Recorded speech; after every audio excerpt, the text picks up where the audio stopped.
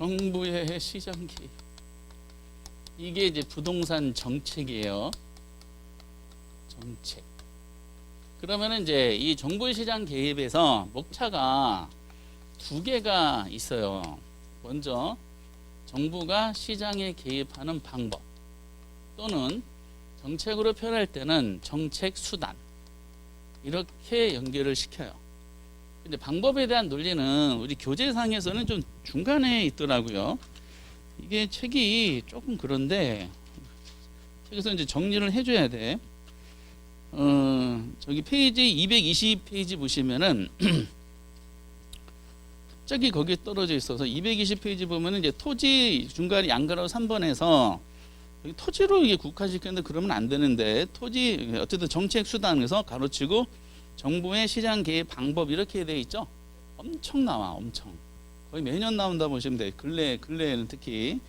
근데 거기 직접하고 간접의 토지용 계획, 토지용 규정 사실상 의미가 없어요. 이거는 특정학자가 편집한 책이고 우리는 직접하지 뭐밖에 없어. 간접밖에 없는 거지. 그래서 직접하고 간접에 대한 논리를 이제 기억을 해 주시면 되실 것 같아요. 그래서 거기에 정부의 시장 개입이라고 나와 있는 220페이지는 별표를 쳐 주셔야 돼. 엄청 나온다. 올해도 여기서 결국 관련되는 게 두 문제 반이 여기서 나온 겁니다. 어쨌든 정부 시장 개입. 그러면은 방법이다 보니까 이게 두 개로 나눠져요. 직접 개입 방법. 직접 개입 방법. 그리고 간접 개입 방법. 이 두 개로 나눠지게 됩니다. 그런데 이 직접 개입 방법이라는 것은 정부가 시장을 신뢰하는 걸까요? 불신하는 걸까? 불신하는 거야. 그러니까 시장에서 발생된 문제는 시장 스스로 치유할 수 없다. 그러니까 시장을 불신해서 정부가 적극적으로 개입한 상태에서 시장에 해줘야 될 기능, 시장 기능의 전부 또는 일부를 정부가 대신하는 거. 이거를 직접 개입 방법이다라고 하는데 그 개념이 나온 적은 한 번도 없어요. 그럼 간접 개입 방법은 정부가 시장을 신뢰 불신.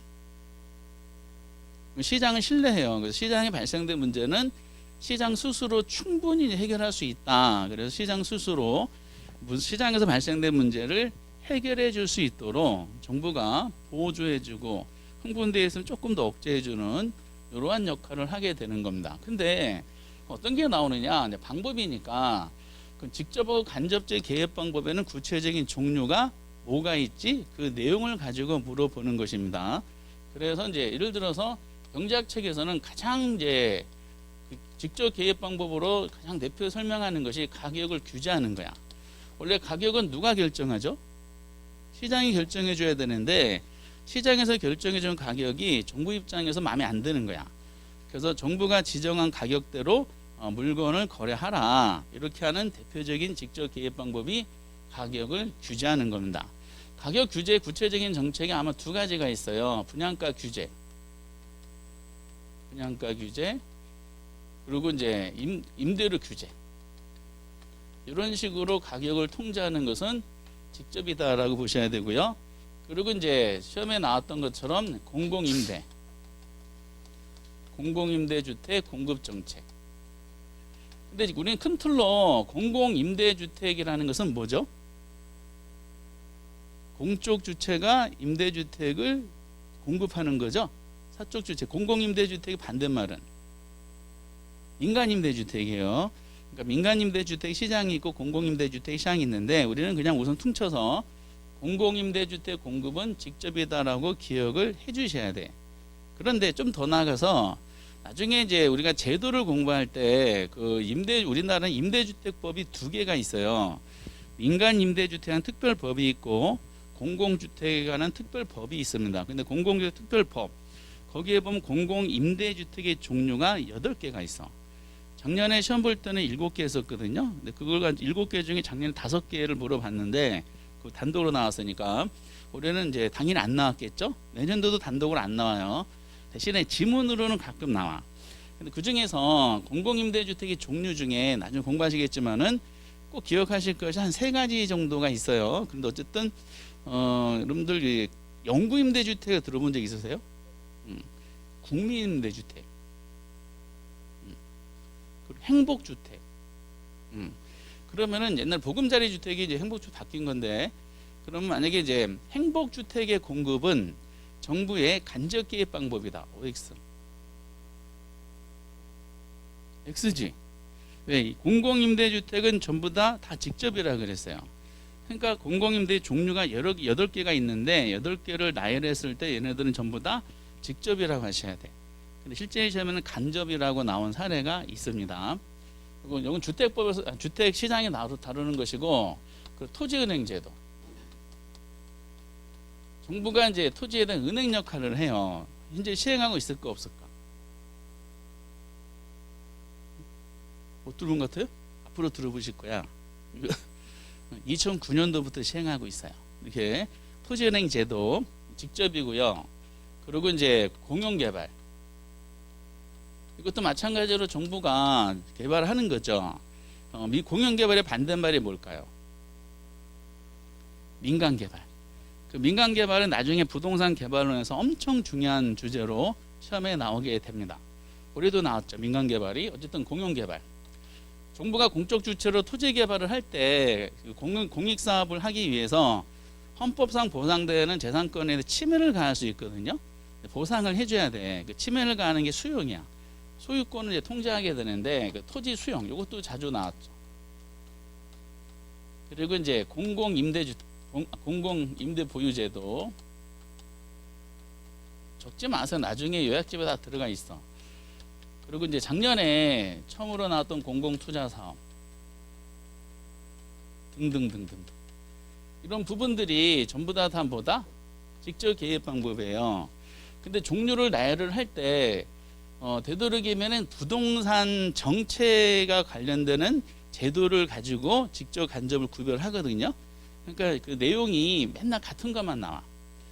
낸 거 또 내고. 처음에는 낯설었는데 동일한 것만 계속 나오다 보니까 이제는 이제 쉬운 문제로 바뀐 파트가 요겁니다. 그리고 얘는 지문이 길까 짧을까?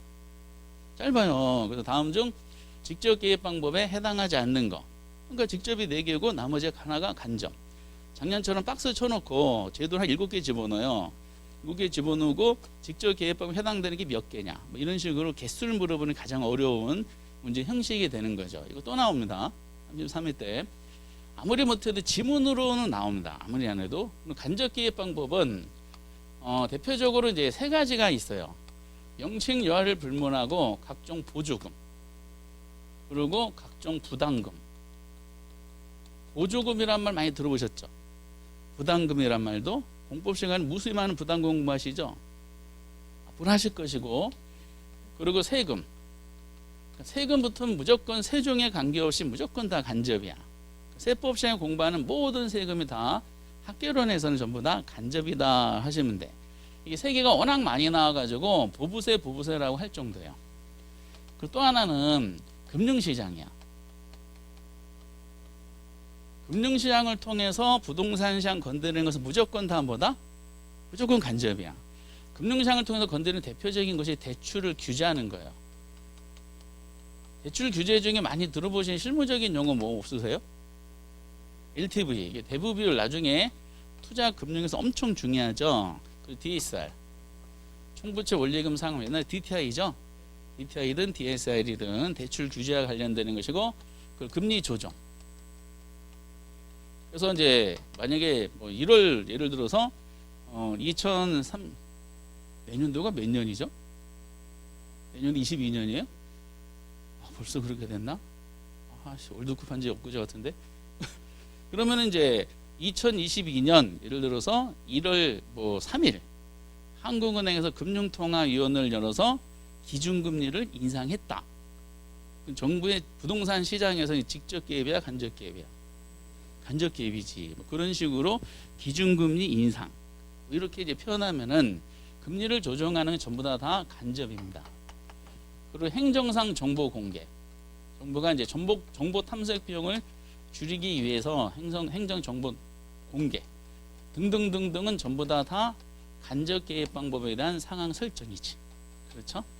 그래서 행정 정보 공개를 위해서 이제 90년대 국책 사업으로 인공위성 띄워서 그걸 가지고 이제 내비게이션이 이제 작동하게 되고 토지와 관련되는 모든 걸 전산화 시켜서 이제 집에서도 토지와 관련되는 이제 서류를 뜰 수 있게 이런 시스템을 이제 구축했었죠. 수천억의 예산을 들었었죠. 어쨌든 이제 방법에 대한 논리 이거 엄청 중요합니다. 오늘의 중요한 주제가 사실상 많이 가져가실 필요는 없으니까 매주 하나 내지 두 개씩을 가져갔으면 좋겠다 그랬어요. 1주차 때는 복합 개념의 부동산이라는 그 체계도 그 2주차 때는 수요에서 대체제 보완제 그 시장 균형이 이동하는 거 있었죠. 수요가 증가하면 균형 가격은 상승, 균형 거래량은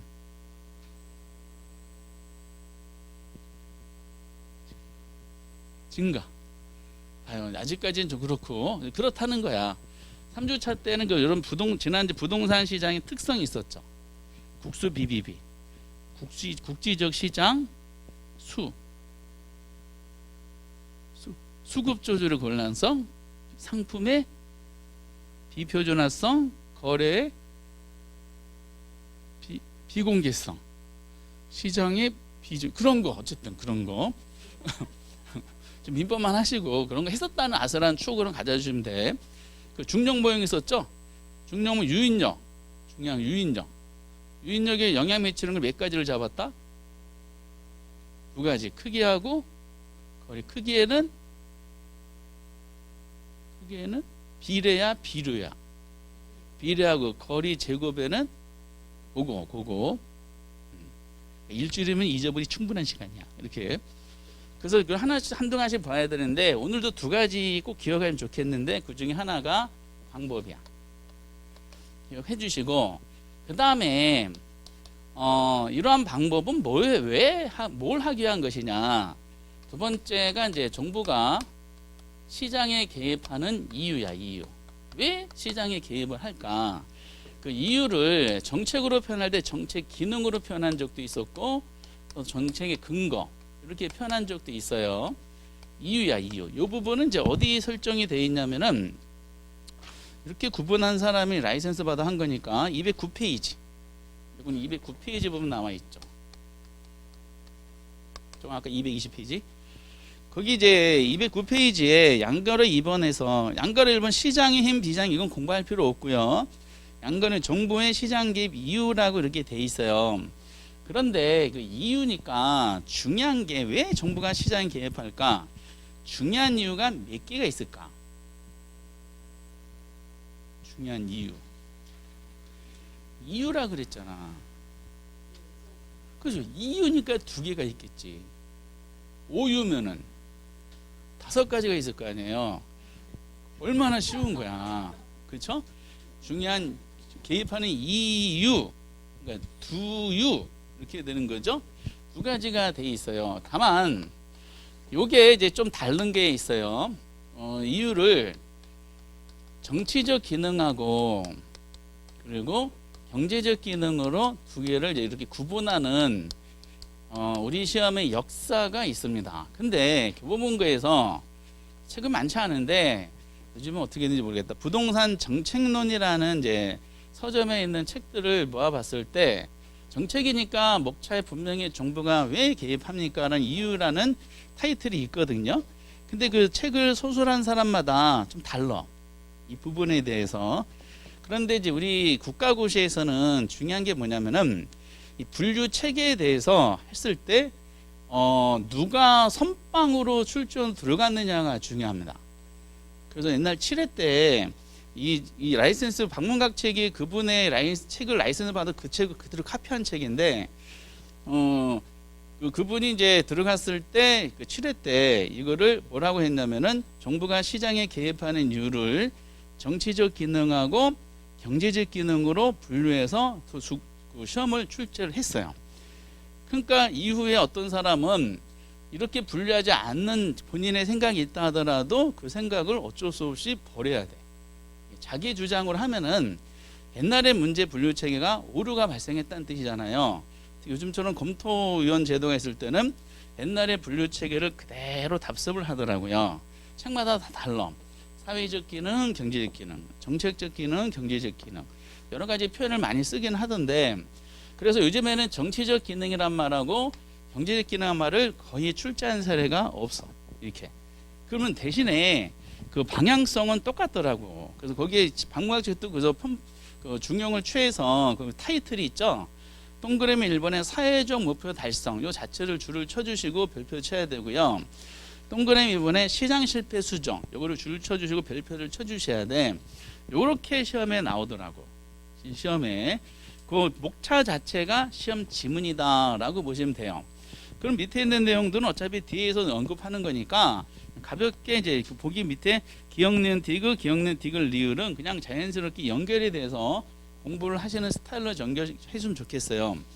근데 정치하고 경제적 기능이라고 구분했을 때 두 가지 분리한 이유는 있더라고요. 어느 게 더 약자를 배려하는 따뜻한 느낌이 드는 용어일까? 정치랑 경제 중에. 경제는요, 약자를 배려하는 따뜻한 느낌이 전혀 안 들어요. 이건 냉철한 존재야. 그래서 여러분들 공부하실 때 아주 차가운 용어가 수요는 무슨 수요라 그랬죠? 수요 개념하고 성격 논할 때 수요는 유효 수요라 그랬어. 그렇죠? 유효소라는 단어가 굉장히 차가운 용어거든요. 그럼 시장은 누구만 대접을 하냐? 유효소가 되려면 우리가 지난번에 보셨던 것처럼 필요 조건이 있어야 되고 충분 조건이 있어야 돼. 필요 조건은 뭐를 갖춰야 된다 그랬어? 시장에 개입할 참 구매 의사가 있어야 되잖아. 그렇죠? 충분 조건이 충분하려면은 뭘 갖춰야 된다? 구매력을 갖춰야 되잖아. 수요는 반드시 유효수요야 된다 이런 표현이잖아요. 즉 이 말은 구매력을 갖춘 구매할 욕망을 가진 사람들만 시장에 진입할 수 있는 기회를 제공해 줬다 이런 논리야. 그래서 이제 그 부분에서 유효수요란 말하고 유효공급이란 말은 아주 냉철한 존재예요. 그런데 이걸 주장한 사람 옛날에 책을 보니까 참고만 하세요. 수요와 공급이 이루어진 요 장소가 뭐죠? 시장이잖아. 그러면 시장에서 합의된 가격이 있을 거 아니에요. 합의된 가격을 지불한 거기에 합당한 자원을 이렇게 배분을 받아야 되잖아. 그렇죠? 그런데 이 시장에 형성된 가격을 지불할 능력이 못 되는 사람들이 많잖아요.